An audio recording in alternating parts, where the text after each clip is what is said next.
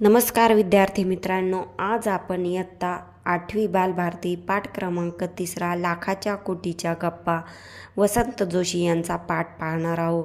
लेखक परिचय पाहूया. वसंत जोशी कथाकार, कवी, विनोदी साहित्याचे लेखक म्हणून प्रसिद्ध आहे.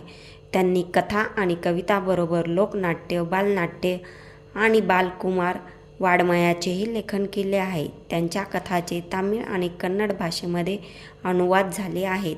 त्यांनी लिहिलेल्या बिनबियाच्या गोष्टीचे संग्रह लोकप्रिय आहेत. बिनबियाच्या गोष्टीतील प्रसंग काल्पनिक असले तरी त्यामधील व्यक्ती मात्र खऱ्या आणि सुप्रसिद्ध आहे. थोडी गंमत, थोडी करमणूक आणि निखळ विनोदी निर्मिती हा उद्देश डोळ्यासमोर ठेवून या विनोदी गोष्टी लिहिल्या आहेत. प्रस्तुत पाठात शरद तळवलकर व राजा गोसावी यांच्या बाबतीत घडलेला एक प्रसंग वर्णन केलेला आहे.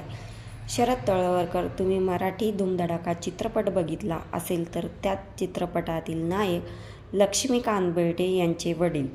दुसरे अभिनेते राजा गोसावी. बिनकामाचा नवरा हा त्यांचा चित्रपट व अनेक नाटकेही प्रसिद्ध आहेत.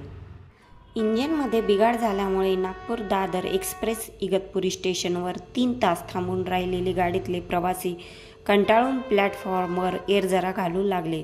आता एरझरा म्हणजे इकडून तिकडे फिरणे. कोणी बुकस्टॉलवरची वर्तमानपत्रे घेऊन वाचत जागेवर आडवे झाले. 2 प्रवासी मात्र एका दगडी बाकावर जाऊन बसले आणि त्यांच्या गप्पा सुरू झाल्या. सुमारे 1 तासभर गप्पा मारल्यानंतर ते दोघेही कंटाळले. त्यांनी चहा मागवला. चहा घेतल्यानंतर त्यांच्या गप्पा पुन्हा रंगल्या. ते एवढ्या मोठ्याने हसत आणि बोलत की त्यांचा शब्द न शब्द दूरवर ऐकू जात होता. त्या 2 प्रवाशांमध्ये एक म्हातारा होता आणि दुसरा तरुण. म्हातारा त्या तरुणाला म्हटला, राजा, तुझं इंग्लंडला जाणं पक्क झालं ना? असं काय काका मला विचारता? मी पासपोर्ट मिळवला, व्हिसा काढला. पासपोर्ट म्हणजे पारपत्र. आपल्या देशातील नागरिकाला सरकारने परदेशी जाण्यासाठी दिलेले परवानापत्र. हे पत्र असल्याशिवाय देशातील कोणताही नागरिक देश सोडून जाऊ शकत नाही. आता व्हिसा. आपल्या देशाने आपल्याला परदेशी जाण्याची परवानगी दिली तरी परदेशाने आपल्याला त्या देशात प्रवेश द्यायला हवा. ते परवानापत्र म्हणजे व्हिसा म्हणतात. जगात कुठेही जायचे असेल तर पासपोर्ट आणि व्हिसा या 2 गोष्टी अनिवार्य आहे. नवीन कपडे टेलरने परवाच शिवून दिले. टेलर म्हणजे शिंपी. 4 सूट आणि इतर नेहमीचे कपडे घेतले आहेत. तुम्ही दिलेले घड्याळ तर मी आत्ताच वापरायला काढलेले आहे. राजा, ते घड्याळ भारी किमतीचे आहे. भारी किमतीचे म्हणजे महागडे. 10,000 मोजलेत.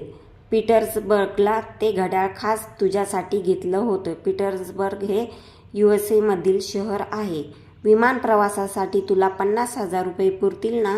मुंबईला गेल्यानंतर तात्काळ तेवढी रक्कम तुला देईल. तात्काळ म्हणजे लगेच. पण बेटा, सांभाळून जायचं बरं का? पण काका, तुमच्या 50,000त इंग्लंडला 3 वर्ष कशी काढणार? बॅरिस्टर कसा होणार? किमान 15 लाख किरकोळ खर्चासाठी लागतील. कोट्यधिपती काकाचा हा पुतण्या कुठल्या तरी घाणेरड्या हॉटेलात राहिलेला तुम्हाला चालेल का? नको नको, तू एक स्वतंत्र बंगलाच घे. तुझ्या अभ्यासाला निवांत जागा हवी. त्यासाठी काका वर्षाला किमान 15 लाख, याप्रमाणे 3 वर्षासाठी 45 लाख लागतील. त्याची सोय मी आत्ता या क्षणालाही करू शकतो. बॅगेत शेअर्स विकल्याची रक्कम नगद 80 लाख आहे. आत्ताच देऊ का? नको, गाडीत बसल्यावर द्या. पण काका, एक मोटारही मला लागेल. रोज मला कॉलेजात गाडीनंच जावं लागणार नाही का? मी चालत कसा जाणार? 20 लाख तरी त्यासाठी लागतील. ती रक्कमही आता याच बॅगेत आहे. बँकेतून आजच तेवढी रक्कम काढली आहे. काका, मला सारा युरोप बघायचा आहे. प्रत्येक देशात किमान 1 वर्षभर तरी राहावं लागेल. त्यासाठी निम्मा खर्च मी करणार आहे. आईचे 40 तोळ्याचे सोन्याचे दागिने तिनं मला परवाच दिले. ते आहेत आता या माझ्या बॅगेत. राजा, तू अजिबात काळजी करू नको. तू बॅरिस्टर होऊन भारतात परत ये. त्यासाठी मी वाटेल तेवढा पैसा खर्च करायला तयार आहे. आपल्याकडील चहाचे 2 मळे आणि सफरचंदाचा 1 मळा विकून जे 10 कोटी आले ते पण या माझ्या बॅगेतच वरच्या कप्प्यात ठेवले आहेत.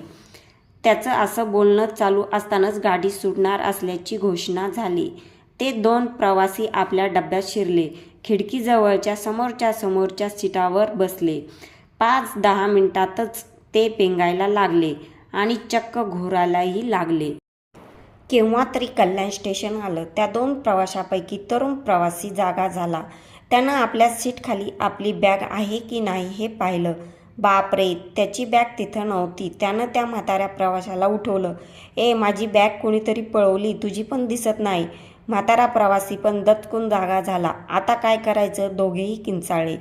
समोरच्या बाकड्यावर बसलेला एक म्हातारा प्रवासी त्यांना म्हणाला, तुमच्यासारख्या लखपती माणसांनी असं 3 टायरमधून प्रवास करणं योग्य नाही. इगतपुरी स्टेशनवर तुम्ही गप्पा मारताना तुमच्या बॅगामधून किती रकमा आहेत हे उघड मोठ्यानं बोलत होता. तर हे कोणीतरी भामट्यानं म्हणजे चोरानं ऐकलं असणार. त्यांनाच तुमच्या बॅगा पळवला. आता बसा हरिहरी करत. हरिहरी करणं म्हणजे खंत व्यक्त करणं. तुमची जाम नुकसानी झाली आहे. कल्याण रेल्वे पोलिसांकडे तुमच्या बॅगांची चोरी झाल्याची तक्रार तरी आता करा.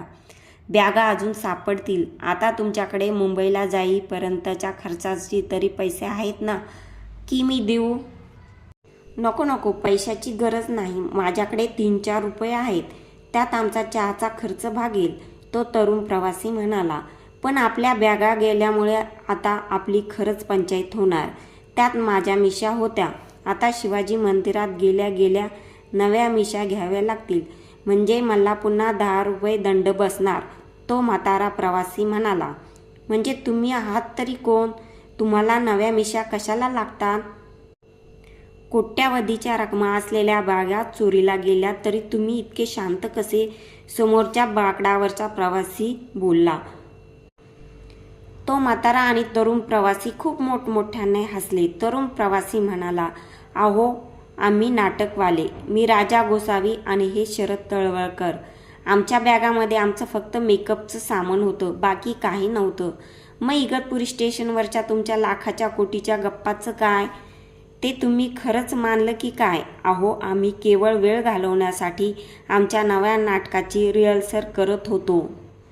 आता आपण स्वाध्याय बघणार आहोत. खालील वाक्याचा प्रकार ओळखून लिहा. नंबर 1. राजा, तुझं इंग्लंडला जाणं पक्कं झालं ना? प्रश्नचिन्ह आहे. कोणचं वाक्य असेल? सांगा बरं. बरोबर, प्रश्नार्थक वाक्य. पुढचं वाक्य, तुझ्या अभ्यासाला निवांत जागा हवी. विचार करा. अगदी बरोबर. हे वाक्य विधानार्थी वाक्य आहे. पुढील वाक्य, तू बॅरिस्टरहून भारतात परत ये. विचार करा. बरोबर, आज्ञार्थी वाक्य आहे.